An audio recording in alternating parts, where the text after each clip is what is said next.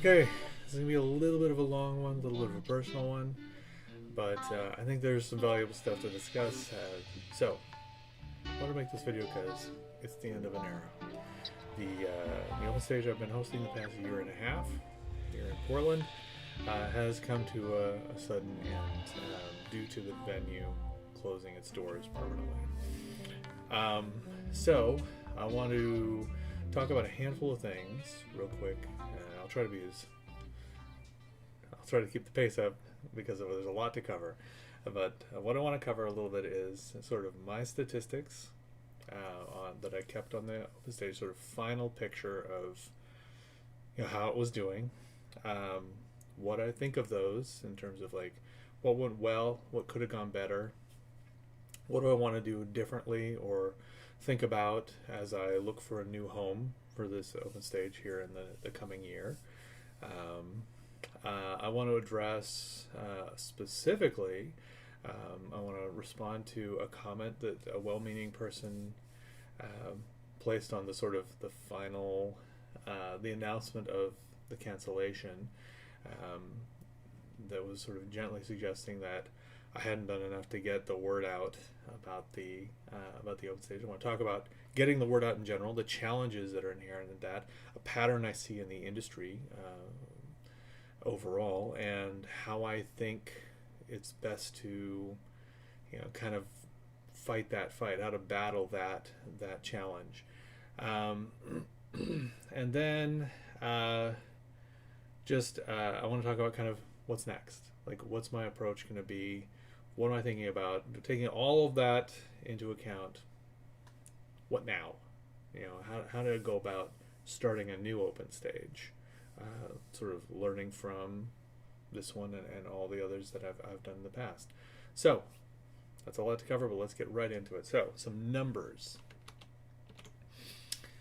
Okay. So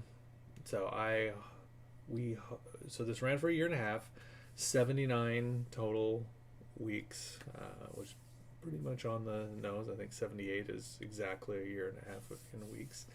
Yeah, that is. Let's just call it 80 for nice round numbers. So the format of my open stage, just for context, is as I've alluded to in other videos, I prefer 15-minute slots. It's a 3-hour open stage from 6 to 9 p.m. And so what that means, when I take into account that I reserve 3 spots for time management, I have the opening set, which I'm using to do the sort of ballpark sound check, but I might abbreviate and not really use all 15 minutes for me, the host. I have a middle set that I call the fudge factor that I reserve for sort of any kind of grab bag time management, a late walk-in, worrying a technical problem that puts us behind, whatever, a long setup for somebody, whatever the thing is. It gives me some fudge factor, as the name implies, to not have to sacrifice players' time. And one thing I'm very proud of with this open stage in the entire year and a half, I never had to shorten anybody's set for time. Everybody who showed up got their 15 minutes, with the expected exception of people who showed up right at the last minute, and I'm like, hey, I can throw you up for a song or two, and they were happy to just be on. Then finally, the closing set, where I typically will play just one last song, but also, again, I'm absorbing any of these sort of small inconsistencies in time, small delays into my sets first, and then the fudge factor second. Okay, so that's the format. We hosted 79 times, and we were full. In other words, the remaining sets, there's 9 remaining sets, all 9 were taken 22% of the time, which is good. Within that, we were over full 13% of the overall time, meaning that there's more than 9 players who came to play, and I'm using the other tools at my disposal to squeeze them in. We had a total of 487 performances, player performances, not including mine. And that breaks down to an average of 6.2 average players per night. That's a number that I'll talk about in a minute. I think I'd like to see that be a little bit higher. It's decent, but a little light. Of those 487 performances, 370 of them were recorded, which is a 76% recording rate, which I think is good. That's the extra that I provide in my model, is that I'll give people a free recording, audio and video, of their performance if they want, and I'll just Dropbox it to them, and they can do whatever they want with it. And that was very popular. In fact, as we'll see in a moment, we had 228 unique players, and that breaks down to 2.1 average visits per player, and 192 unique recording players. In other words, 192 out of the 228 unique players, 192 of them, 84% of them, opted to be recorded at least once. So let me talk about the sort of histogram of the 228 unique players. Here's one place where I felt like there was a lot. I could feel the effort, and I could feel this is a place where I would have liked it to be weighted a little bit differently, and I need to think carefully about how to achieve that. So out of the 228 players, 2/3 of them, 155 of them, 68% of them, only came once to the open stage in the entire year and a half that it was in operation. So 1/3 of them were repeat visitors. So that's 73 players who were repeat visitors, came 2 or more times. Of those, half of those, roughly 36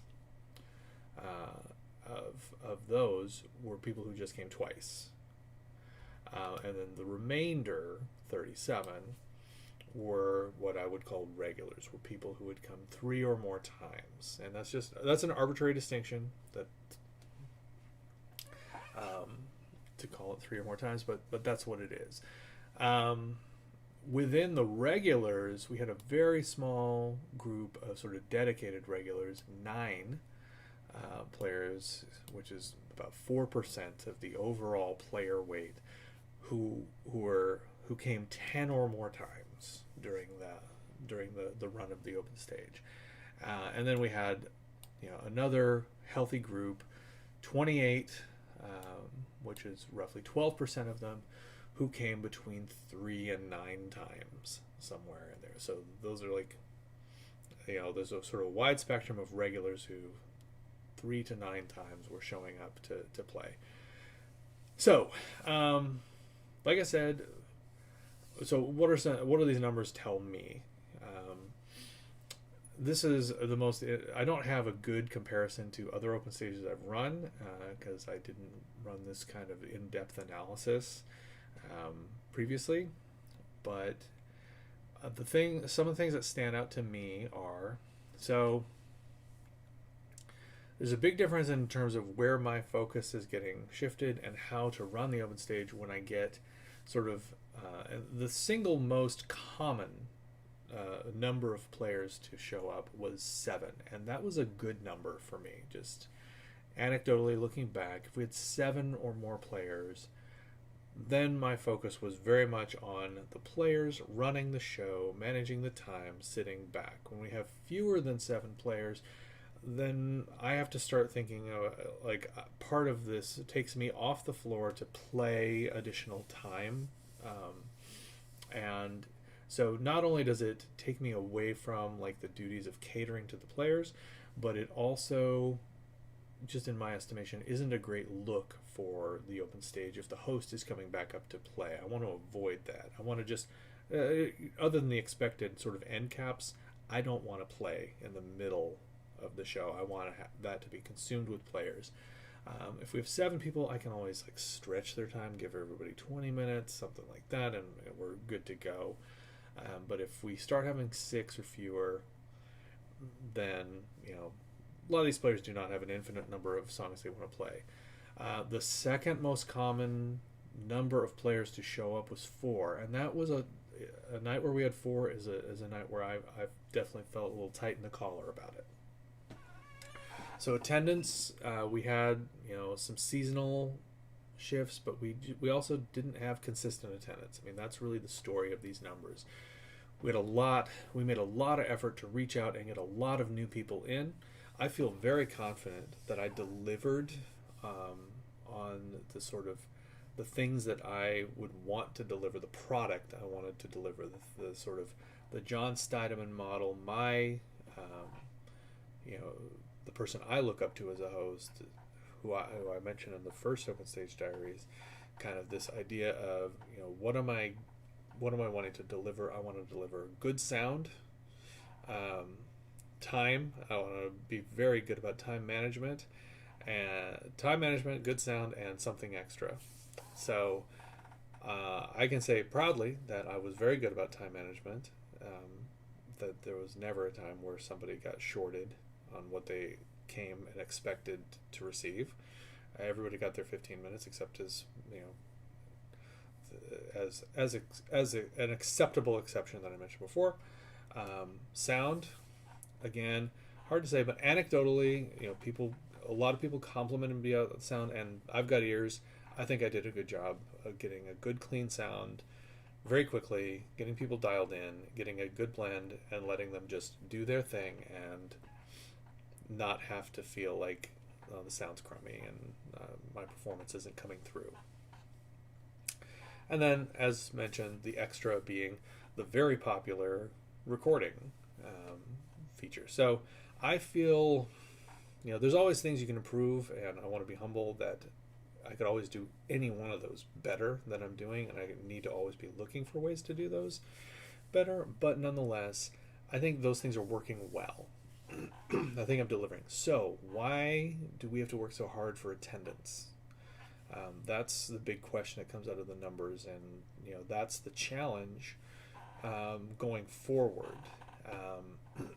So I'll get to some more of that later, but here are some initial theories I would kick around. I had a little bit of so this open stage is something a friend of mine opened a tap house and asked me if I'd run an open stage, because he was actually someone who I'd met originally. He was a frequent attendee of an open stage I ran 20 years ago in Gresham, Oregon. We stayed friends, and 20 years passed, and he became a bar owner, etc. But this venue had some things that were not optimal. It was a decent place to have an open stage, but there were a few factors that I would look to. I would look to change going forward. So first off is that this is a venue that had no food available until really the very end of it, where they started to have pizza. But for a long period, it was just beer that you get there. For me, I'm a little biased, because as a non-drinker, when I walk into a place that doesn't have anything other than alcohol, there's not much for me to do. It's not a place I like to hang out. So for me to go to an open stage, all things being equal, if I can't get a burger or a sandwich or something, I'll pick the one where I can get some food over the one where all I could get is a beer or kind of some weird soda that not really tailored to me. So that's one thing. This is also not a venue that was a stepping stone venue. So again, all things being equal, and what I mean by that is this is not a venue that had live music on Friday and Saturday. So it's not like by playing the open stage you're kind of networking, or you're getting in front of a decision maker, or you're being able to sort of put yourself out there or get in touch with someone who might eventually, this could eventually lead to you playing a gig here in this place that you're kind of known, or that you're using the open stage to promote a gig you'll be playing this Saturday. Hey, if you like those 3 songs, I'll be back this Saturday to play for 2 hours with my band. All things being equal, if I had to pick between one where I'm getting some promotional value, some direct promotional value, or direct sort of gigging networking value, over one that's just fun to play, even a good one, all things being equal, I'd probably defer to one where I got some promotional value. The venue is very small. It's a very small space with a sort of strange layout, not a whole lot of seating.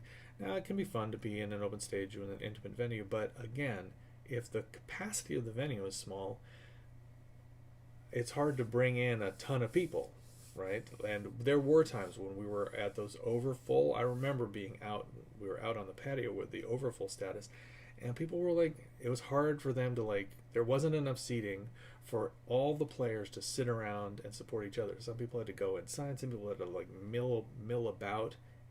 There was a capacity issue. So when we were, like, doing our best and, like, full up, there's a little bit of a capacity issue. And certainly there was, if we were full up, there was basically enough room for the players, not really much room for patrons. Okay, so those are some things that sort of stick out in my mind. And I might throw out a survey to, I have a Facebook group that's exclusively for people who played the open stations. There's about 70 people who are a part of that group. That's part of sort of my promotional strategy, is to, like, keep the community, the sort of always building community that I talked about, you know, having a venue, for having a forum for people to stay connected. I may throw, and that's a fairly engaged group of people, obviously, who've chosen to be part of that, who choose to comment on that, etc. So I may throw a little survey out there and kind of get their thoughts, and let that inform me. Maybe the subject of a separate video, what they think in the post-mortem. But that's just my thoughts to start with. Now let me talk about the, as you can see, with this particular open stage, we had to put a lot of effort into getting the word out. We were constantly needing to attract new people because we had a low, faithful, we had a faithful group of people, and there were, most weeks I had, I'm just going to glance at, sort of the color code, but most weeks, almost every week, it just, if I had to guess, it's like half the players were repeat players in one sense or another. And yeah, I color code this. If I choose to throw up a screenshot of this, I probably won't, because I don't want to put people's names out there, but yeah, I color code that. Basically I go back, and once you're a repeat player, I recolor, I do a replace, find and replace color for all of your appearances, so that I start to see the big picture of, here are repeat players. I can't at a glance, okay, I see one. At a glance, I see only 1 week where I had all new players, besides obviously the first week, where all the people who attended have only attended one time. Only 1 week where I did not, like, get somebody to come back a different time, or have somebody who came from a prior. I know that's kind of confusing to describe, but so it's critical that I had these repeat players, but at the same time, I know that the engine that sustained us was getting new people in all the time, and that was a tremendous amount of effort to put the word out. Now, I don't know. I have some sense, some statistics, some numbers I can use, but I don't know if I did to be fair, before I talk about this comment, I don't know how successful my efforts to get the word out were, how much I was wasting my time on things I thought were effective. I can accept the proposition that I should be doing it differently, or there's a better way. So let's talk about that. Let's talk about what I'm doing, why I think it's a good thing, what I think matters, and then also where I think there might be room to improve, or what I mentioned before, the conundrum that faces open stages in general that I've noticed. And I'm going to be sort of reforming this. And again, we got a lot to cover. This is going to be a long video. I'll try to go quickly, but let's move on to the comment. Okay, so like I said, I had left I made an announcement in a Facebook group that is a Facebook group that is for open stage enthusiasts. It's a Portland open stage group on Facebook, one of several that exists. And my announcement was simply, hey, Tuesday's canceled. After all, we're not doing a last one. Don't come down. We're done. And so this person who has never attended the open stage left a well-meaning comment. I'm going to take it as face value well-meaning. That's the last I'm going to say about it. It's always possible that I'm misinterpreting and someone's making fun of me or trolling me, and I'm being an idiot by talking about this like it's for real. But I'm going to talk about it like it's for real, because I think whether they meant it for real or not, and I think they did, this is a good point. This is a good topic to discuss. The comment is, never even heard of the venue, sadly. Monetize promotion on Facebook, Instagram, Twitter, and physical flyering is super helpful to get the word out. Namaste hands, or whatever you call it. I don't know. My emoji game is weak, so I'm not sure what that's really supposed to mean. When I take it as like, hey, just my 2 cents, no harm, go in peace, whatever it means. Okay, so let me talk about that. I'm going to talk first about physical flyering, and I'm going to try not to go on too big a rant, because it's to me kind of an easy target of like, that's a little off in my view. Physical flyering, obviously, I think about like when I was first, sort of pre-internet, when I was first becoming a gigging player in Denver in the 80s and the 90s, and it's like the movie Singles, where like you go around with your staple gun and the giant stack of Xeroxes on brightly colored paper, and you like wing it. You kind of think, okay, where do people walk around who might get intrigued about an upcoming show? And it's like, well, near the venue, or on the 16th Street Mall downtown, or I don't know, near the Auraria campus, or like these things that where you like put it and like try to like intuit.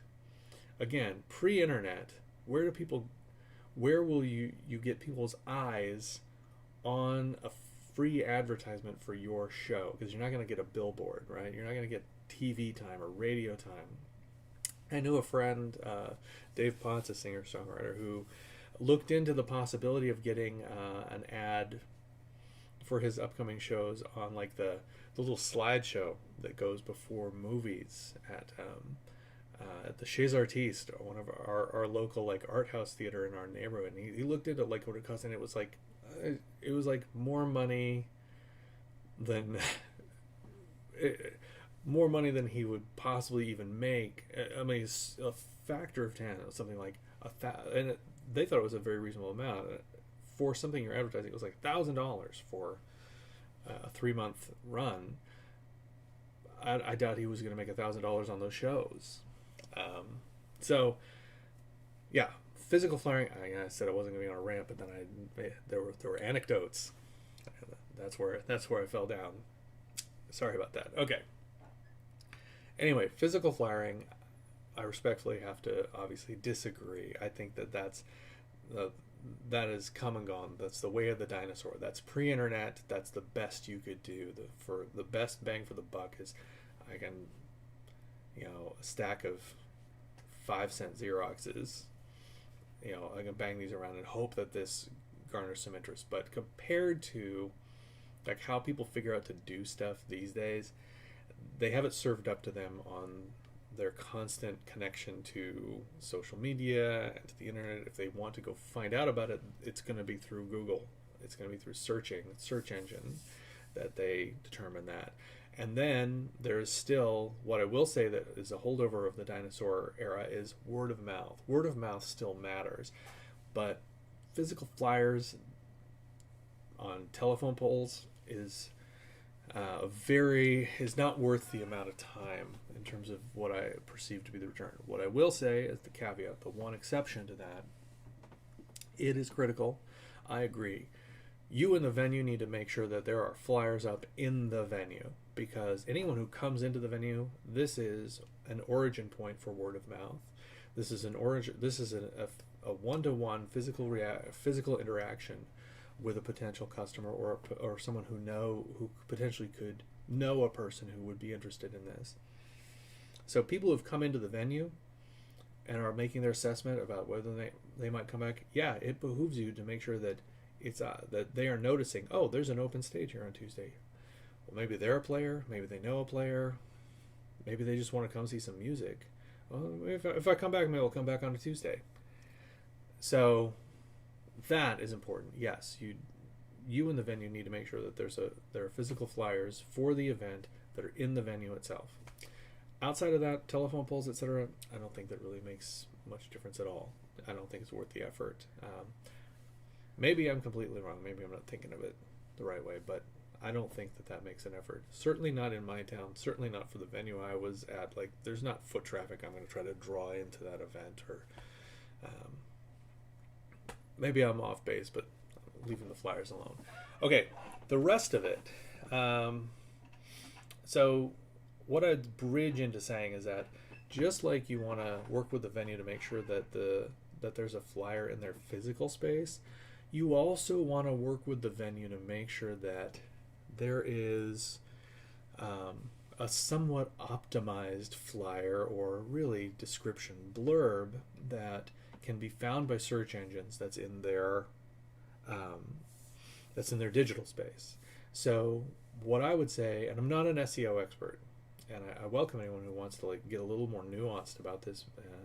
It's sort of peripheral to my day job, so certainly I've sat in on for the past couple decades, a lot of SEO meetings, but by no means am I personally an expert who can provide like a detailed way into optimizing your search engine results. However, this I will say. The venue needs to have this be discoverable on their web page. On their website, they've got to have the words open stage, open mic. They need to have a blurb. They need to have both those words. It needs to be discoverable because synonyms sometimes search and sometimes don't. Open stage and open mic are synonymous. Open mic tends to be used, like, comedians use open mic almost exclusively to talk about, like, when they are talking about their open stages, they don't say open stage, they say open mic almost all the time. Open mic, however, gets used about 50-50 to describe musical open stages. So it's important to use both terms, and it's important that the venue have something that says open stage / open mic Tuesdays from 6 to 9 p.m. 15-minute slots hosted by Cody Weathers. Whatever, something that it's better to have a blurb than to have a calendar event in terms of it being discoverable. Then I'd say that, and I'm going to get onto the conundrum in a minute, which is that go ahead and search for open stages and pick a city and search for open stage in a city, and you're going to be surprised at how little you discover just by Googling the basic search term. That's the conundrum I'm going to get to in a moment. But responding back to this person, so paid promotion, it's kind of, you got to make your decision about what makes sense to you. In my particular case, like I mentioned, this was for a friend. I was giving him friend pricing. I was taking less than my normal rate. And so while we did do some initial paid promotion on Facebook, and certainly that's the kind of thing where you can pay at any level. I don't know how useful it ended up being, but somehow or other, the combined efforts on social media to get the word out very quickly yielded results. We got people through the door. As a new open stage, we started out with a healthy attendance on day one, and then for the first several months, we had very healthy attendance as a rule. And we had a pretty consistent attendance through the entire run. It tailed off in the winters a little bit. It tailed off due to some other factors, it felt like. But overall, I would attribute our level of attendance to a strong word of mouth. I think that we delivered, and so we had people who were loyal and who recommended our open stage to their friends and who brought other people in, but also that we had a very strong, consistent presence on social media in terms of the weekly announcement that the open stage existed.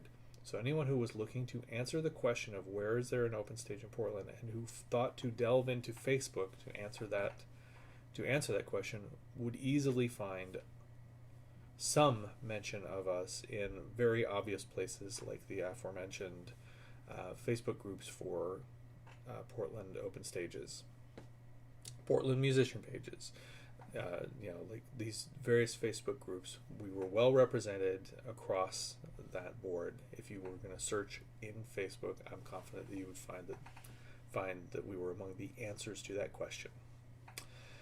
So that, for me, that was mostly on me, and that was not paid promotion, but rather that was taking full advantage of free placement in Facebook groups.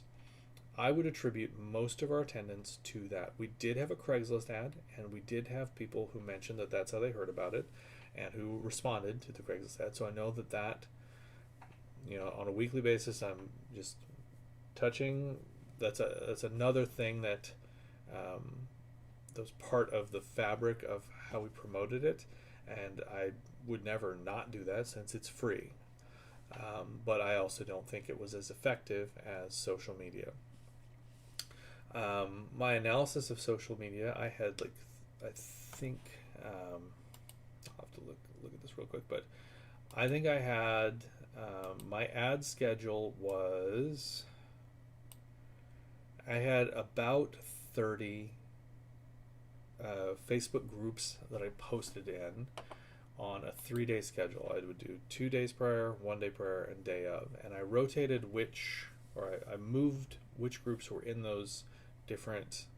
So these tended to be Portland musician-oriented groups, and then more broadly, like kind of Portland events and activities related groups.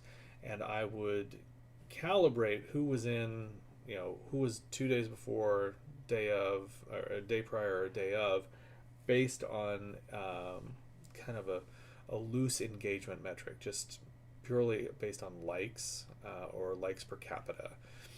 That I would move. I wanted day of to be, and this is just my intuition.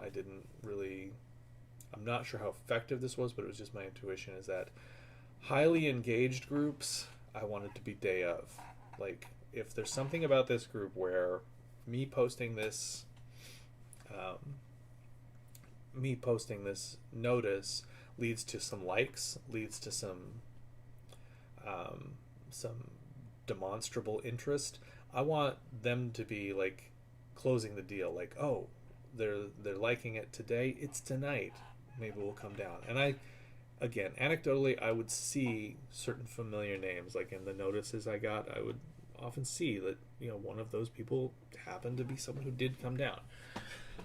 And then I sort of tail it back. So day prior, I wanted to get groups and I was looking at groups that had large followings and small followings. Sometimes the most engaged were small following groups. Like, there were small, tight-knit groups that were very focused. Like there's one of the Portland songwriters groups was one of the most engaged groups, and it had one of the smallest memberships of the groups that I posted on. But also just getting the message out to more people, or having it rotate algorithmically through new people. So like when this particular person says, I never heard of the thing, never heard of the venue, it's like, for a year and a half on this very page that you are commenting on, when I look back 3 months, I represent 1 in 8 posts on this particular group. And it's just one weekly post in this group makes me be, makes me be 12.5% of the available. If you're just to scroll through the feed, you're going to see me. You're going to see, what? So I have to take a little bit of issue. It's like, it's hard to break through, because if you're familiar with like Facebook algorithms, etc., like, people see this like a little trickle of the stuff they're subscribed to. They see just a tiny sliver that comes through. You got to hit it over and over and over and over and over again for it to finally show up in front of somebody's face, and then for them to care. Like that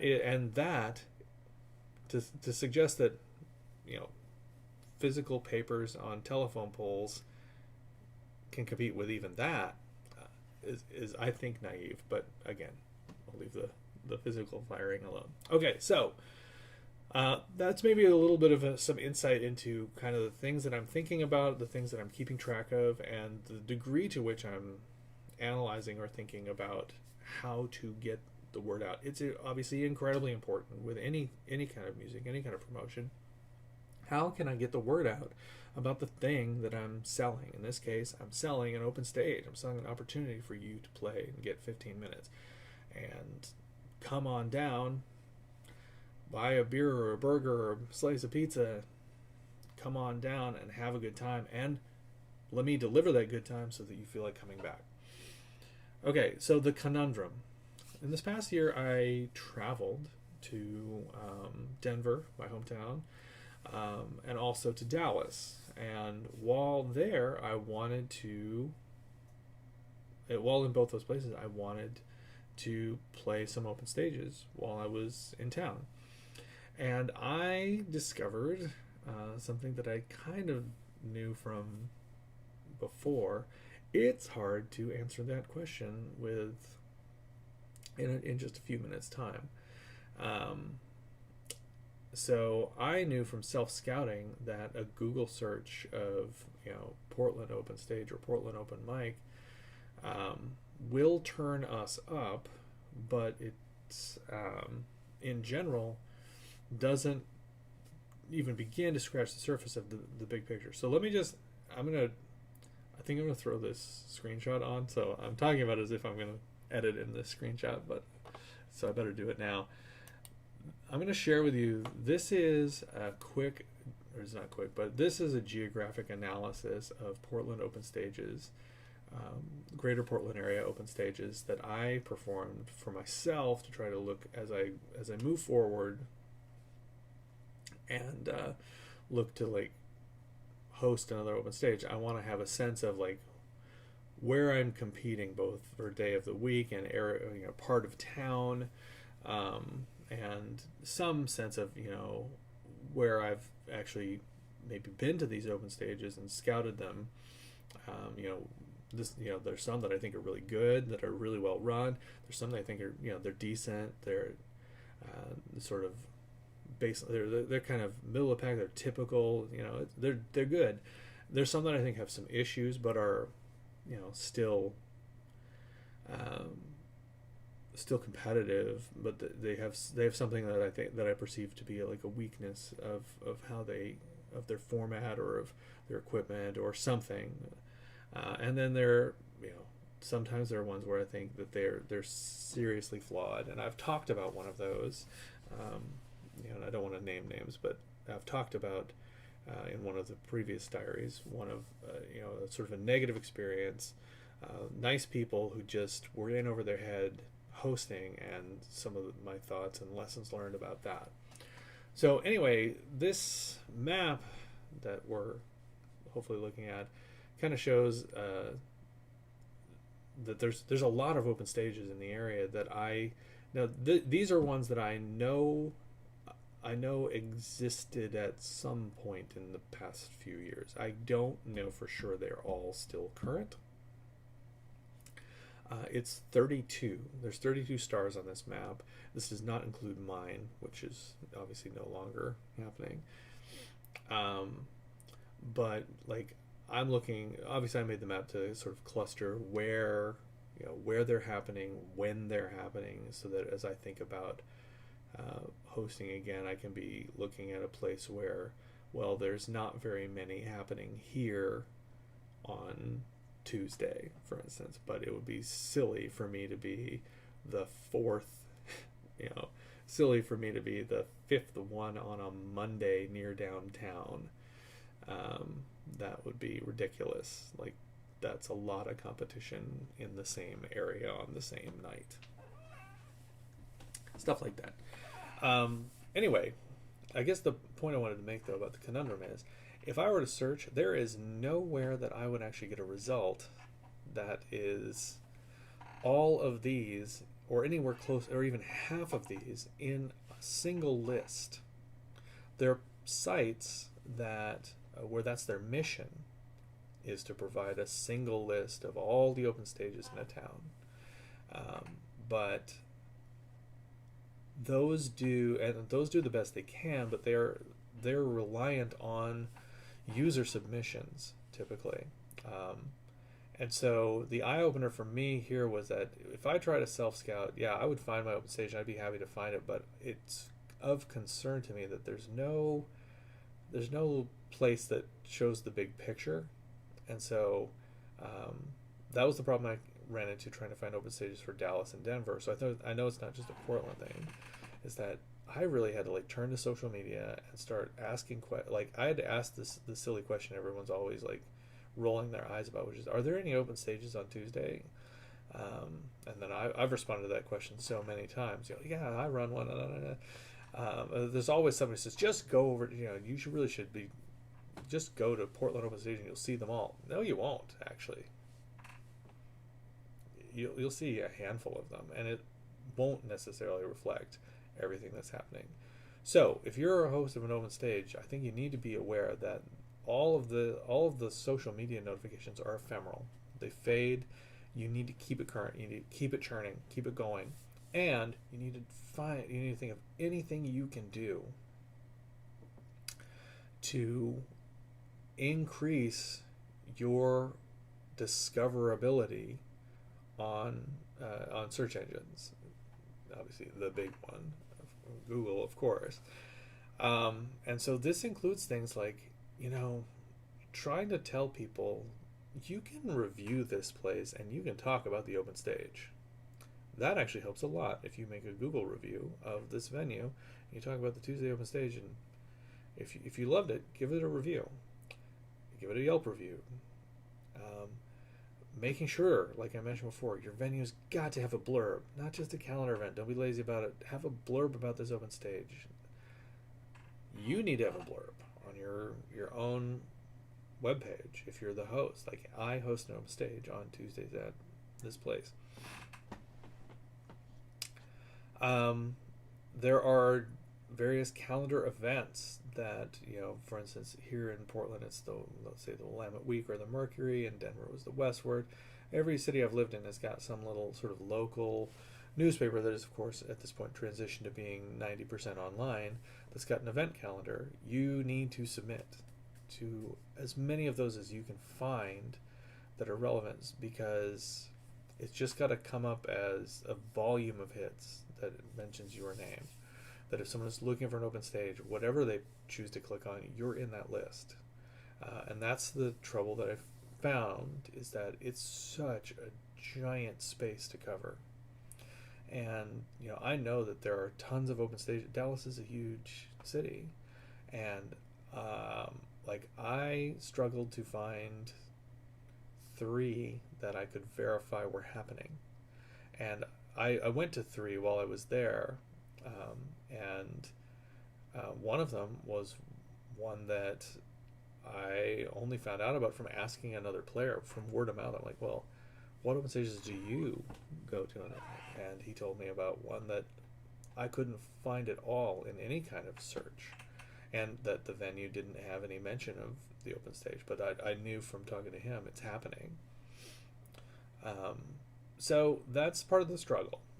When you're an open stage host, you do need to, you can't take it lightly, and you can't take a break.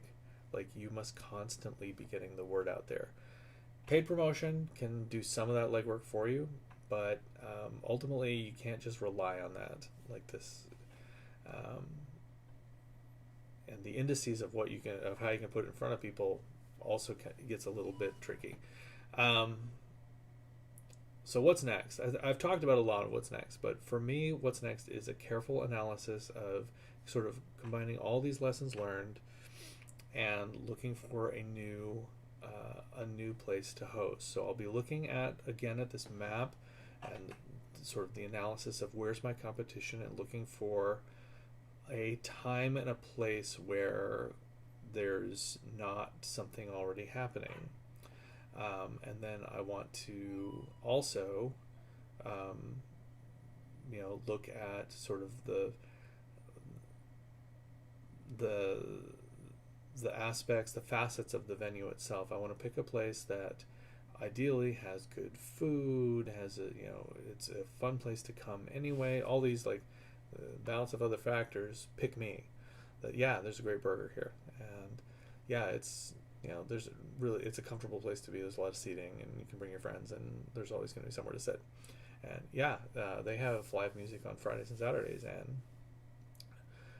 if you become a regular at this open stage, you are going to have an opportunity to talk to somebody who might be able to book you in. You are going to have an opportunity to come back and promote your show that's coming up, and that, you know, for me too, that by hosting this open stage, that I can become known in the venue and, you know, start to work it into my maybe into the places that I play in the course of the year as well. So that's kind of what's next. That's kind of what's happened. That's what I'm thinking. I know this is super long. I hope that it's been helpful or insightful. If you have thoughts on SEO or on how, you know, what you value in an open stage, or what you think, you know, what am I not thinking of that stands out to you, you know, go ahead and drop some comments, and you know, we can all learn from each other. And anyway, thanks for sticking around. I know this is super long for the diary, but, you know, I probably won't be doing another one of these for a little while anyway. And I thought it was important to peel back the curtain and talk about some of the sort of business aspects and analytical aspects, and how you approach trying to be successful in this day and age. All right, in any event, I'll be back out there before you know it, and I'm sure I'll have other thoughts that I can share even if I'm not actually hosting in a given week. And take it easy, and I'll see you at my new open stage soon, I suppose. All right, take it easy.